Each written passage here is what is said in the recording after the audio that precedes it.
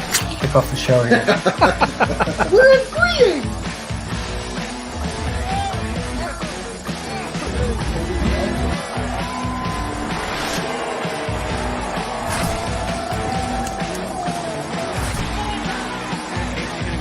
So cleaned up.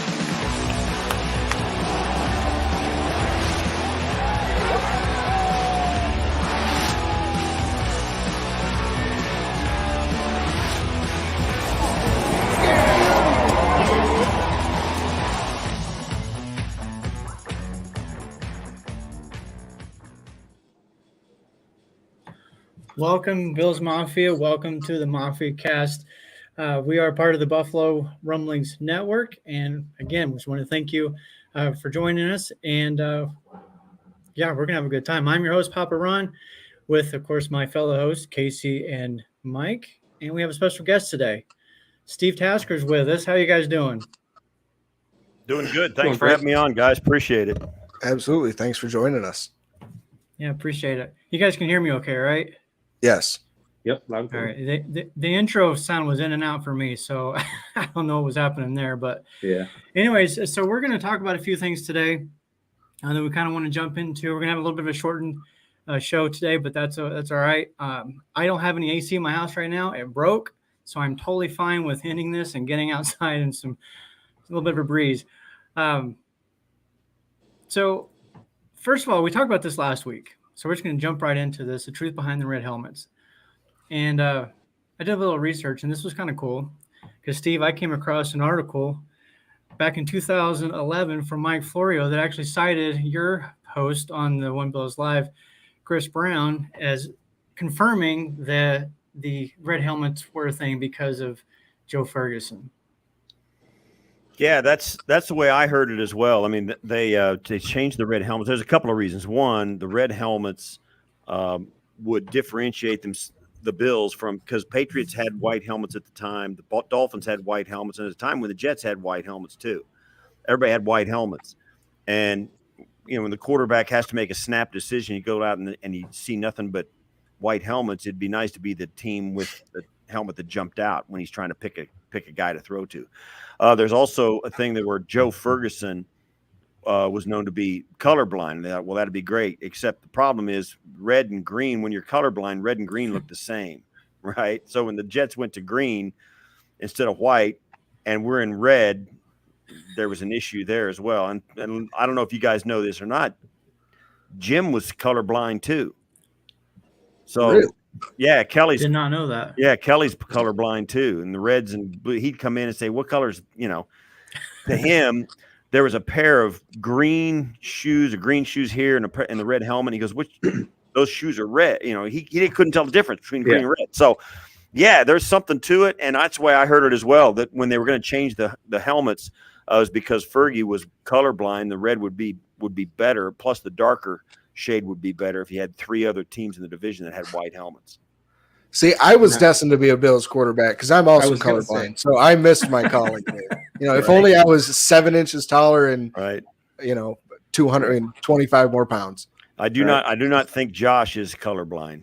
I don't think Josh is. Well, maybe he'll be the one that delivers the championship since he won't be colorblind. Maybe that may be the thing that puts us over the top. Yeah.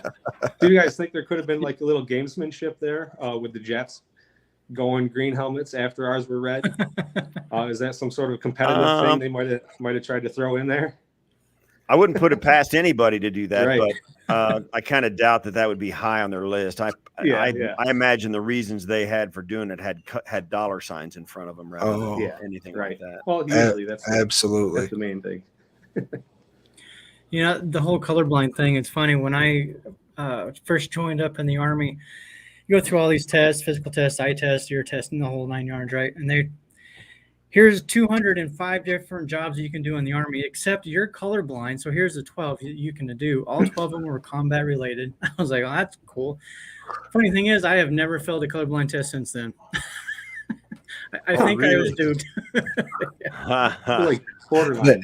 They just needed guys on the ground, buddy.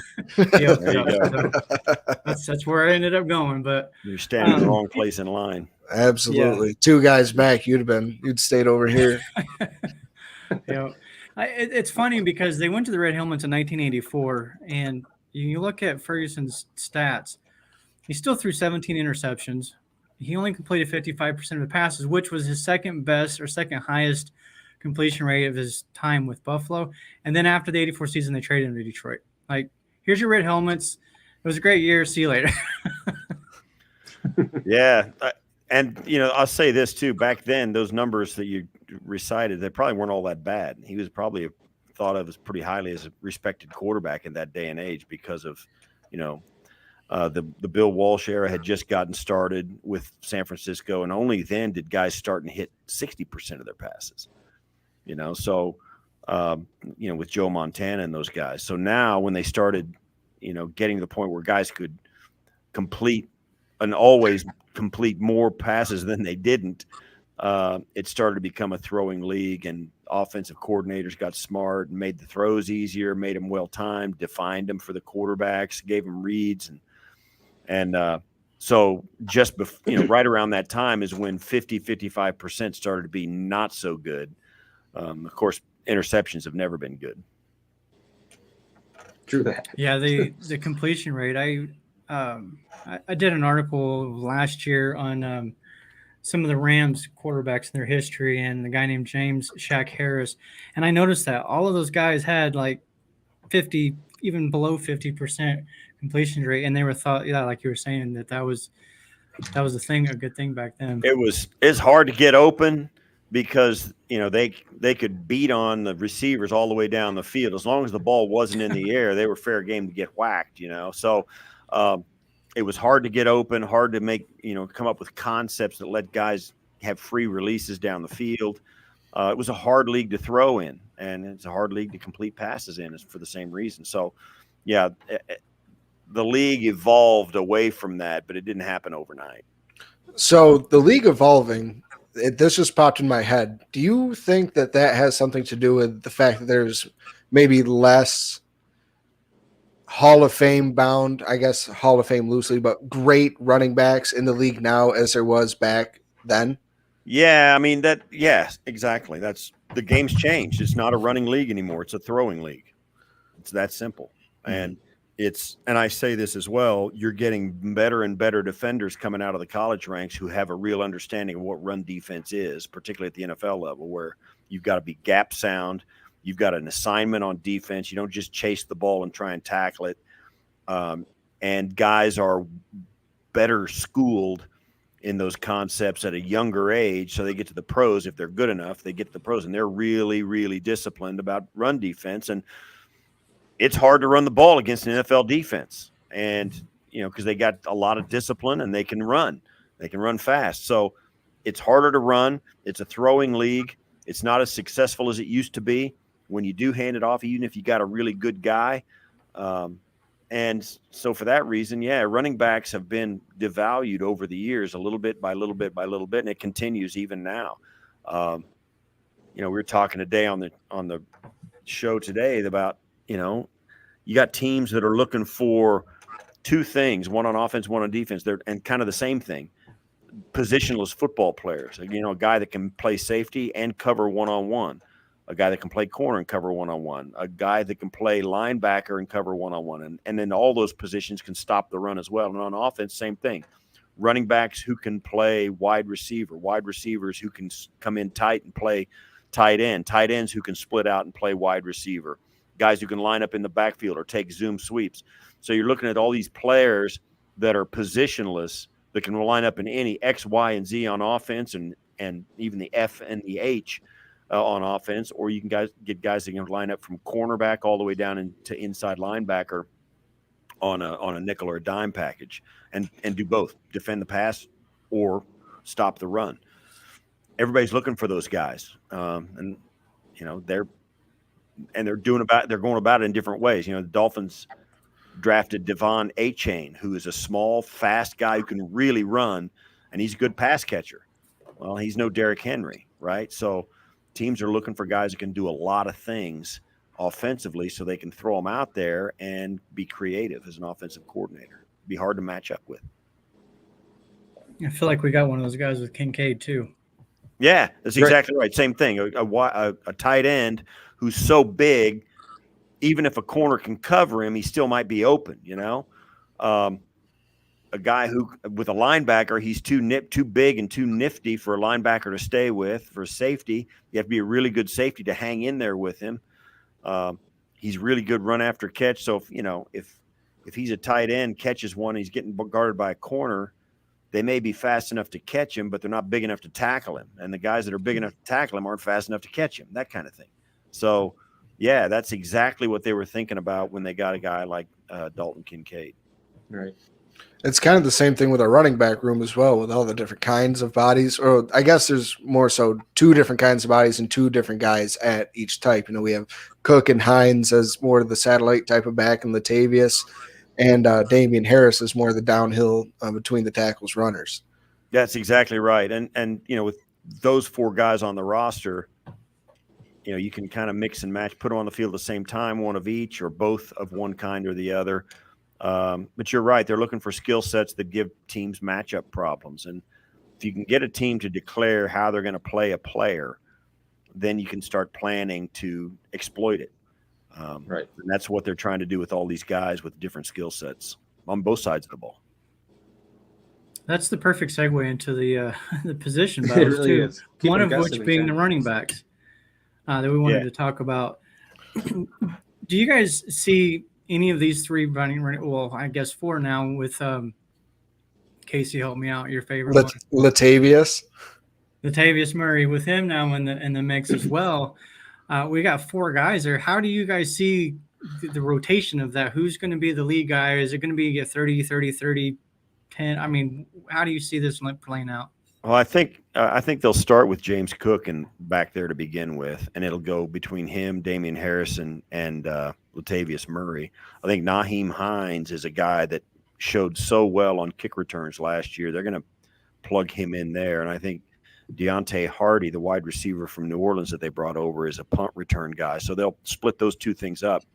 I don't think they're going to go with the idea that like Nyheim Hines has to do punts and kickoffs returns. They'll split those duties up between 1 or 2 guys at least. And what that does is it gives them the ability to get some good production out of those guys on regular down and distance offense and defense too. So, Nyheim Hines can take a handful of plays offensively, and he can also do all the kickoff returns. And same thing with Deontay Hardy. He can play a role as a wideout or a slot guy or a gadget guy on offense, but he'll also have enough juice left to do the punt returns and do a nice job there.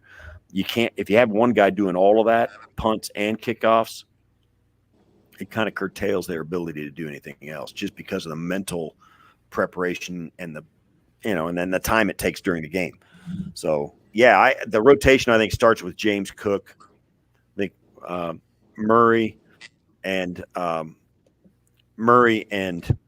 Harris will Murray and Harris will be, guys that come in and do what they do. I think Latavius is a big dude. 6'3". Ground they got some football, just guys. kind of be real physical and get Murray's a downhill. big dude. Damian Harris is 5'11". He's 213 as well. So I think those guys give them a couple of hammers that they can bring in and pound on some people. And I think Hines and James Cook, I think James Cook will probably be the lead dog as things start off. But, if he coughs it up a couple of times or, I really don't think there's anybody who's going to get I don't think there'll be any game where a player will get 80% of the offensive snaps at running back. No way. I think there's going to be, like you were saying, it'll be 40-40-20, something like that, or 30-30-30 or whatever. So I think that's just their philosophy. So Sarah here's asking if on board with keeping all 4 running backs on the 53. Do we think that all 4 of those guys will make the 53? Yeah, it's a good question. I think they'll probably keep them. Interested. We were having this discussion too about what they would do. I think if it depends on other positions, no question. If they got space for it, they will. It might depend on tight end as well. If if they're gonna hang in there with, well, let's see, Dalton Kincaid, Dawson Knox, Quentin Morris. There's 3 of those guys, and then if you're gonna use, I don't know who's the other H back guy they have, maybe Gilliam. Yeah, Reggie Gilliam is a fullback. So there's like 5 guys there. I can't now lost count, but those guys will say exactly how many you can use someplace else. So I don't, if you got 3 tight ends and Gilliam, that's 4, but Gilliam can also play fullback. Then you throw at that 4 running backs. That's 8 guys, and if you want 7 wideouts, that's 15, and then you got to get maybe 9 offensive linemen on game day, so that's 24. And you really want to be at 23 or 24 at the most. You're gonna have to go light at DB or linebacker or someplace over on the other side of the ball, because you got to have 3. You got to have long snapper, kicker, punter for the 3 of the 53, and then it's 25 apiece on the other side. Right, so you're close to that. But I could see that being the mix. But you never know how the wide receiver room is going to fall. There might not be 7 guys that they want to activate on game day. I think that's why I think we have a lot of depth at right now. There's a lot of wide receivers that are there.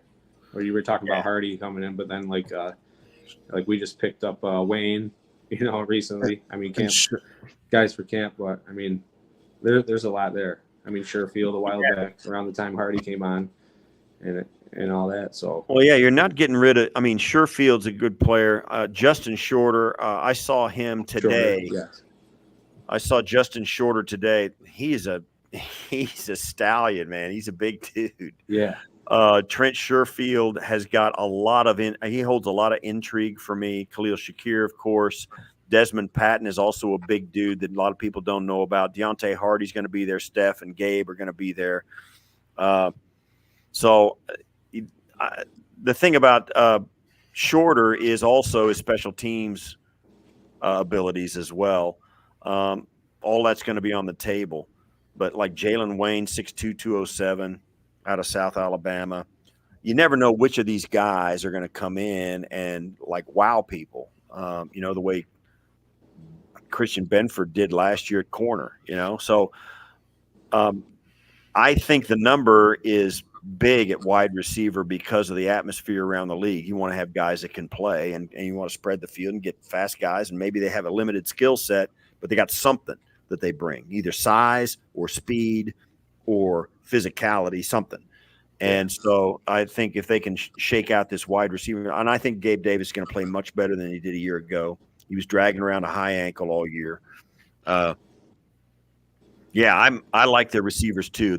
I think how that shakes down at the bottom of that rotation is going to be really interesting to see. Right. Another guy, Khalil Shakir, I forgot to mention. Right. That I think Khalil.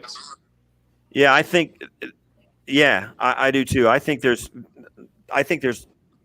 no reason to think he's not going to be on the field a lot. I think they learned to trust him late in the year last year. He came out and played really well in the Miami game, in the playoff game, caught some balls, some crucial balls. I think he's a guy that's got a chance to really stick around and do some things this year. They didn't get a chance to do last year. Deontay Hardy is a wild card in there. He may struggle to stay healthy.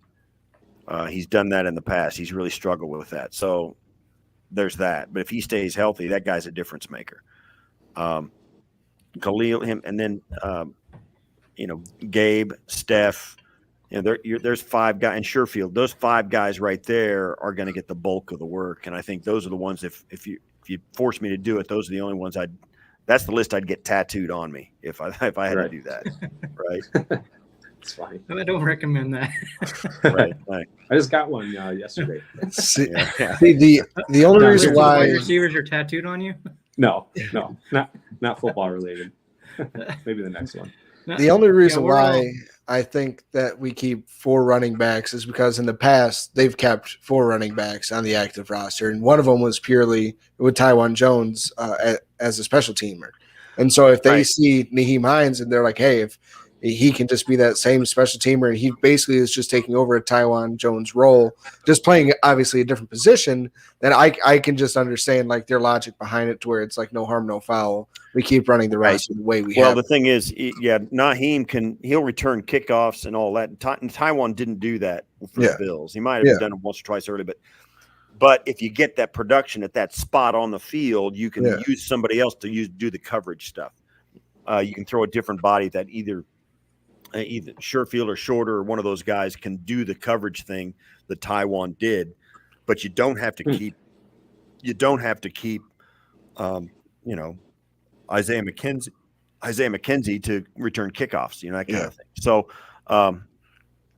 you've got that covered. So you're right. That does give you some coverage for that spot for returners, and that does free you up another roster spot someplace else, so that if you need a coverage guy, somebody to chase kicks, you've got a body to do it. Mm-hmm.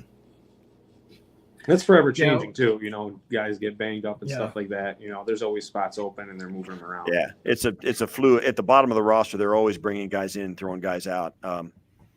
Every Tuesday in the NFL, it's a kind of commonplace. It's a workout day, and it's not a workout for the guys that are on the team. It's guys that are free agents.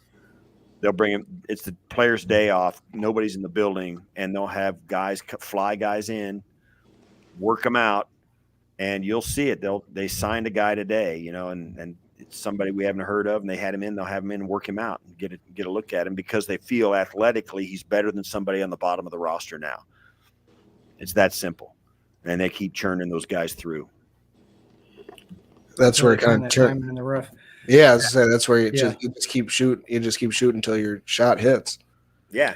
Well, Roy here is asking about the linebackers, if any of them will play on the special teams, which is the next position we kind of wanted to touch on anyway. So we have no idea. Outside of Matt Milano, we know he's golden. The rest of the linebacking core, it's up in the air. Yeah, it's you start. Dorian Williams, Balin Spector, Shane Ray, Von Miller. Shane Ray and Von Miller are listed as linebackers because because of the 4-3 alignment they came from. But you got Matt Milano, Metakevich, AJ Klein, Traven Howard, who's a 5th-year guy at TCU, Tyrell Dodson, and Terrell Bernard. Yeah, so Bernard, Dodson, AJ Klein, Metakevich, Milano, those, and Balin Spector and Dorian Williams. Yes, linebackers, particularly in the past, it's been obvious. I know I'm not telling Bills fans any of this. All the linebackers had to play special teams all the time because Milano and Edmonds never came off the field. They never changed defensive personnel unless it was short yardage goal line, and then they bring in extra heavy bodies. But Milano and Tremaine never left the field. So all the guys who were backing them up, all they did was play teams. AJ Klein, Terrell Dodson, Metakevich, Spector was very good. And Spector, when you look at Spector and what he was like coming out of college, the guy was athletic. So I'm thinking a lot of people have kind of forgotten who he is. I would not be surprised if he started earning some reps, So, yeah, he's an athlete. He's an athlete. So we'll see. I think probably Dodson and AJ Klein probably have the inside track because of their experience. We'll see. We kind of like that. Whoever's going to rise to the occasion. Fan. Yeah, that's this coaching staff does that, man. We know that. You watch these guys. Nobody gets on the field unless they earn it. You earn a little something by signing a contract. You're gonna earn an opportunity. If you make that opportunity work, then you get a little bit more chance to, you get another opportunity or a bigger opportunity, and then you get more frequent opportunities, and you end up. And it's really interesting last year that Christian Bernard. That's not right. Christian Benford. Yeah, Christian Benford shows up as a 6th-round draft pick and ends up starting on opening day at corner. That'll let you know that they mean what they say. If you earn it, you'll get it. but you can also earn your way out of it.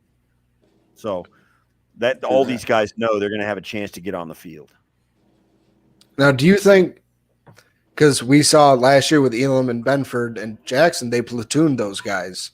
Do you think there would be any chance that like they decided to try to platoon guys in at that second linebacker position next to Milano just to see, all right, we're going to just keep running guys through and see where it fits? Well, that's what, yeah, it's a really good question. I don't think anybody knows the answer to it unless you're Sean McDermott, and he's going to start calling the defensive plays. They never changed personnel last year. I don't say never, but they 90% they were two linebackers and Taron Johnson. Yep. And Taron Johnson is the guy that allows them to hang in there against tough run games with a nickel on the field because Taron is competitive, man. He's hard to get off the field. So they never change those guys out. This year, with a different coordinator, Sean McDermott, with a different guy calling the plays, and nobody as the absolute lead dog in that room where Tremaine Edmonds was, they're going to have to rotate him at least in the preseason, right? We're going to see a lot of guys in there, I would think.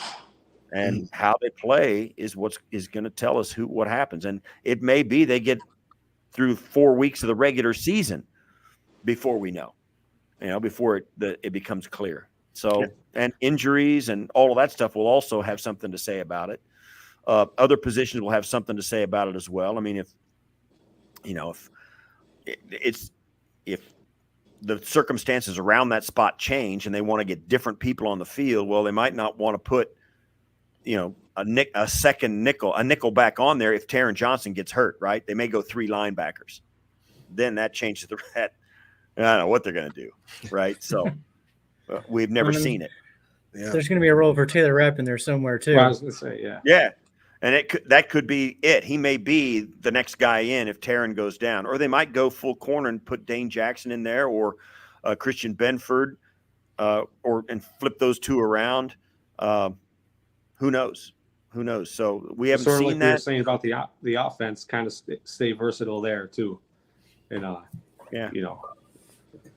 Or maybe somebody we don't know. It might be Dorian Williams. Might be, who knows? He's certainly I'm excited to see Williams on the field. It'll be interesting. They got some guys with some measurables this year. I think it's really interesting. And we'll see if they can flash and be consistent enough to get on the field. They've always gone with the athletic guys, but they went with like the real traits, the real special like talents in this draft, I feel. Yeah, I agree. I would agree with that. They always try to. I mean, there's been some the one notable exception was Ed Oliver, where they got an undersized, explosive, fast athlete down inside at tackle. And I don't know that at this point they would say that was a grand slam home run. But maybe around him, think of the guys they took, Epineza, Boogie Basham, Spencer Brown, and Tommy Doyle. All those guys have Greg Rousseau. They all have huge measurable traits. They're unbelievable. They got all the traits. You can see those guys and know they're a pro football player. They don't at high in the draft, first 3 rounds. I think it's their base. I think it's one of their core beliefs that they want to get guys with measurables. Yeah. Really quick, because we are getting short on time here. Sarah brings up asking this question. Do you think they're done making moves at offensive tackle?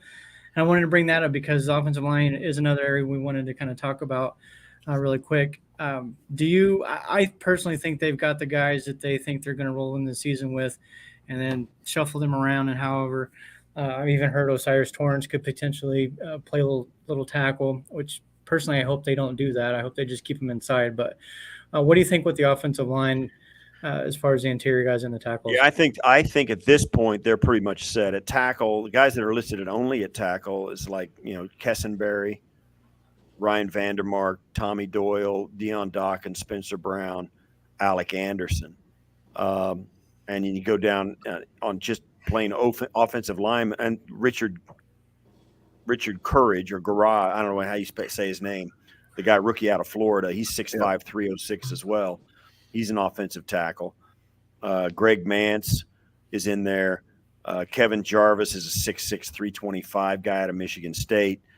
I think they're kind of set where they want to be on the offensive line. Ryan Bates is a guard. Osiris Torrance is a guard. Connor McGovern, of course. David Edwards. I saw David Edwards today. The guy's he's 6'6", and he's huge. 6'6", 308. They are I grabbing just want to guys be 6 with foot. right. Yeah. I'd laugh. I tell these guys all the time. I do car commercials with some of the Bills, with Josh and Dawson Knox and Dion and all those guys. I bust their chops because I tell them I'm 61. If I was built like you, I'd still be playing. There you go, man.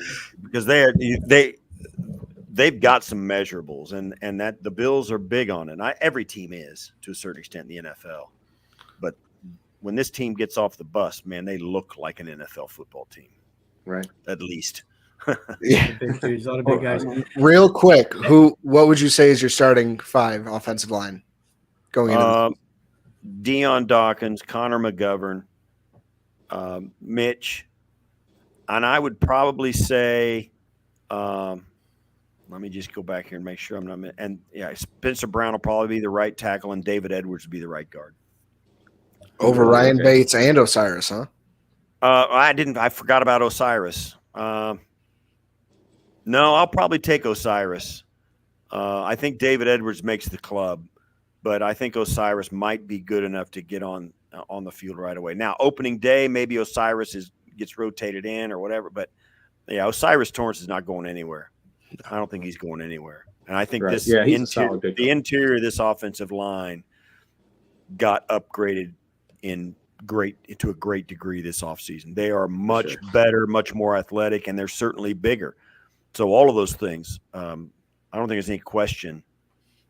Yeah, you're gonna have a different style of offensive line in there this offseason, this year coming up.